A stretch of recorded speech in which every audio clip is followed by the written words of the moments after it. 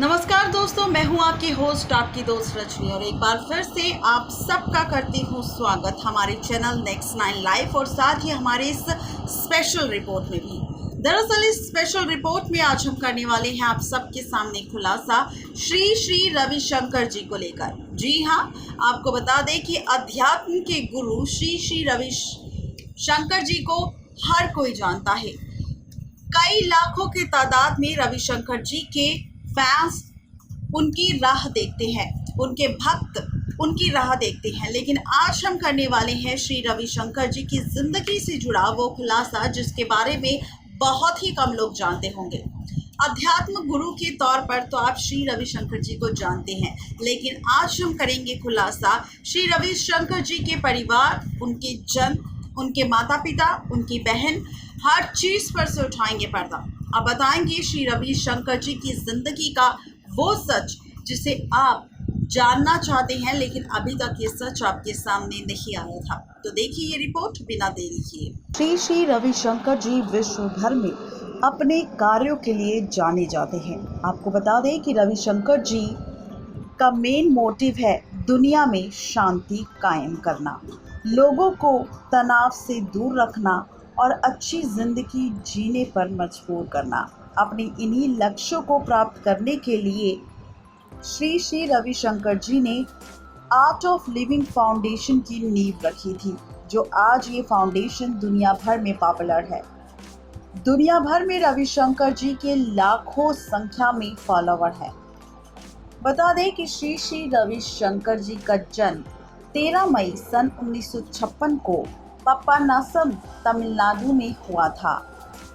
श्री श्री रविशंकर जी की माता जी का नाम विशालक्षी रत्नम था और इनके पिता का नाम RS वेंकट रत्नम था।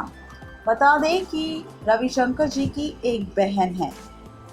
बता दें कि श्री रविशंकर जी ने अपनी स्कूली शिक्षा MSE बेंगलोर स्कूल से की थी। वहीं बेंगलोर के सेंट जोसेफ कॉलेज से रविशंकर जी ने साइंस में अपनी ग्रेजुएशन कंप्लीट की और उसके बाद डिग्री हासिल करने के साथ साथ इन्होंने वैदिक साहित्य में भी पोस्ट ग्रेजुएशन की डिग्री प्राप्त की। बता दें कि महज 17 साल की उम्र में ही ये दोनों उपाधियां इन्होंने अपने नाम कर ली थी। रविशंकर जी के परिवार में इनके माता पिता के अलावा इनकी छोटी बहन है। इनके पिता का नाम R वेंकट रत्नम है और माता का नाम विशालक्षी रत्नम है। इनकी बहन का नाम भानुमति नरसिम्हा है और ये आर्ट ऑफ लिविंग महिला और बाल कल्याण कार्यक्रम के निर्देशक के तौर पर कार्य करती हैं।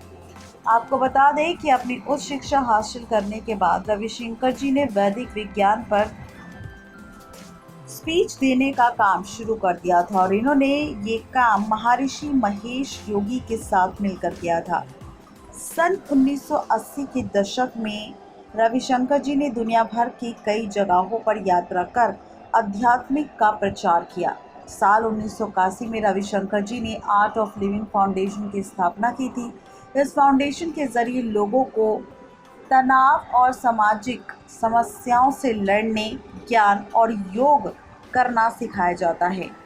बता दें कि सन 1983 में स्विट्ज़रलैंड में पहली बार Art of Living course organise किया गया। साल 1986 में रविशंकर जी ने एक आर्ट ऑफ लिविंग कार्यशाला के लिए कैलिफोर्निया की यात्रा की और जल्द ही यहाँ के लोगों के बीच भी काफ़ी ज़्यादा मशहूर हो गए।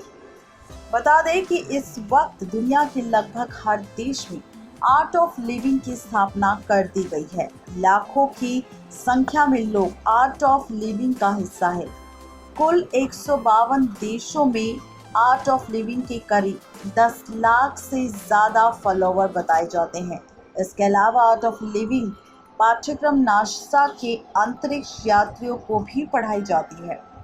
आपको बता दें कि रविशंकर जी आज भारत में नहीं बल्कि पूरी दुनिया भर में अपने इन्हीं कामों के लिए काफ़ी ज़्यादा मशहूर है। रविशंकर जी भारत सरकार के अलावा दुनिया के और देशों के से भी सम्मान पा चुके हैं और अब हम आपको बताएंगे कि आखिर उन्हें कौन कौन से पुरस्कारों से सम्मानित किया गया है। साल 2016 में भारत सरकार ने रविशंकर जी को पद्म विभूषण अवार्ड दिया था। इसी साल रविशंकर जी को डॉक्टर नागेंद्र सिंह अंतर्राष्ट्रीय शांति पुरस्कार भी दिया गया था। सन 1986 में भारत के राष्ट्रपति ने रविशंकर जी को योग शिरोमणि का शीर्षक दिया गया था और इसके अलावा साल 1997 में महाराष्ट्र सरकार द्वारा गुरु महात्म्य खिताब से रविशंकर को सम्मानित किया गया। वहीं साल 2005 में इन्हें शिरोमणि पुरस्कार भी दिया जा चुका है।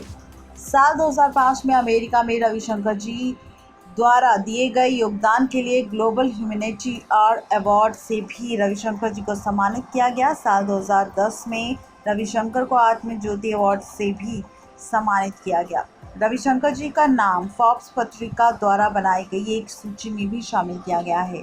साल 2009 में इस पत्रिका ने भारत में सबसे 5 ताकतवर व्यक्तियों की लोगों की एक लिस्ट बनाई थी और इस लिस्ट में रविशंकर जी का भी नाम शामिल है। रविशंकर जी के कार्यों को देखते हुए इन्हें साल 2012 में पैराग्वे सरकार द्वारा भी सम्मानित किया गया था और इन्हें देश के सर्वोच्च नागरिक पुरस्कार से भी सम्मानित किया गया था। इसी तरह रविशंकर जी के पेरू की सरकार ने भी उन्हें देश के सर्वोच्च पुरस्कार दिए थे। रविशंकर जी दुनिया भर में बतौर शांति राजदूत के रूप में भी जाने जाते हैं और ये आर्ट ऑफ लिविंग फाउंडेशन के जरिए इंसानियत और अहिंसा को लेकर यानी कि मानवता को लेकर ज्ञान देते हैं और इनके द्वारा कुछ नेक कार्यों को लेकर भी काम करते हैं। बता दें कि साल 1992 में रविशंकर जी ने जेल के कैदियों के बेहतर जिंदगी के लिए पहल की थी और इन्होंने कैदियों की रिहाई के बाद उन्हें सम्मानित काम मिलने को लेकर एक प्रोग्राम चलाया था। अब आता है विश्व में शांति बनाए रखने के मकसद से रविशंकर जी ने कई देशों में दौरा किया था और अपने इस दौरे के दौरान रविशंकर जी ने शांति को बढ़ावा देने की बात कही थी। बता दें कि आर्ट ऑफ लिविंग फाउंडेशन ने साल 2004 में हमारे देश में आई सुनामी से ग्रस्त हुए लोगों की सहायता की थी। इसकी फाउंडेशन ने सुनामी पीड़ितों को भोजन और जगह रहने के लिए दी थी। इसके अलावा इनकी फाउंडेशन ने कैटरीना नामक तूफान के वक्त भी लोगों की काफ़ी ज़्यादा मदद की थी। आपको बता दें कि रविशंकर जी का मानना है कि हर व्यक्ति को रोज़ ध्यान करना चाहिए। ध्यान करने से आप एकदम फ्रेश फील करते हैं और काफ़ी ज़्यादा एक्टिव भी। रविशंकर जी की फिलॉसफी के अनुसार भगवान का निवास हर किसी के दिल में होता है। अब बात करते हैं रविशंकर जी की कंट्रोवर्सीज को लेकर। दरअसल सबसे पहले कंट्रोवर्सी आती है सामने रविशंकर जी को लेकर जब उन्होंने सरकारी स्कूलों पर दिया था विवादित बयान। उसके बाद यमुना तट को नुकसान पहुंचाने का विवाद। उसके बाद रविशंकर जी का एक और स्टेटमेंट सामने आया था जिसके चलते वो कंट्रोवर्सी का शिकार हो गए थे। इसी के साथ रविशंकर जी ने एक किताब भी लिखी थी जिसका नाम था सेलिब्रेटिंग साइलेंस। बता दें कि जैसे ही इस बुक को लॉन्च किया गया तभी इस बुक के 1.5 लाख लोगों ने खरीद लिया था। इस बुक को अभी तक की सबसे ज़्यादा लोकप्रियता पाने वाली किताबों में गिना जाता है। इसी के साथ आपको बता दें कि श्री रविशंकर जी ने साल 2009 के दौरान श्री विश्वविद्यालय की नींव ओडिशा में रखी थी। इस विश्वविद्यालय का मकसद बच्चों को अच्छी शिक्षा देना है। इसके अलावा रविशंकर जी ने हमारे देश के बच्चों की शिक्षा के लिए कई तरह के कार्य भी किए ताकि हमारे देश का भविष्य और बच्चों का भविष्य अच्छा हो सके और हमारा देश अच्छी तरक्की करे। वही हम उम्मीद करते हैं कि तो ये थी आज की स्पेशल रिपोर्ट श्री रविशंकर जी पर, जहाँ पर उनकी ज़िंदगी से जुड़े, उनके जन्म से जुड़े, उनके अवार्ड से जुड़े, उनकी कंट्रोवर्सी से जुड़े, उनके परिवार, उनके माता पिता, उनकी बहन, उनकी ज़िंदगी से जुड़े इन तमाम किस्सों पर आप सबके सामने किया खुलासा। नेक्स्ट लाइफ रजनी की रिपोर्ट। तो देखा आपने, ये थी आज की स्पेशल रिपोर्ट श्री रविशंकर जी को लेकर जिसका सच हमने आपको बताया और साथ ही आपके सामने किया खुलासा रविशंकर जी के ज़िंदगी से जुड़ा। जिस सच को जानने के बाद शायद आप भी काफ़ी ज़्यादा हैरान हुए होंगे और साथ ही ये जानने के बाद आप भी काफ़ी ज़्यादा मोटिवेट हुए होंगे और साथ ही रविशंकर जी के प्रति आपकी जो सोच है वो भी आपकी बदली होगी। आज के लिए सिर्फ इतना ही। तब तक के लिए मुझे दीजिए इजाज़त। Good bye.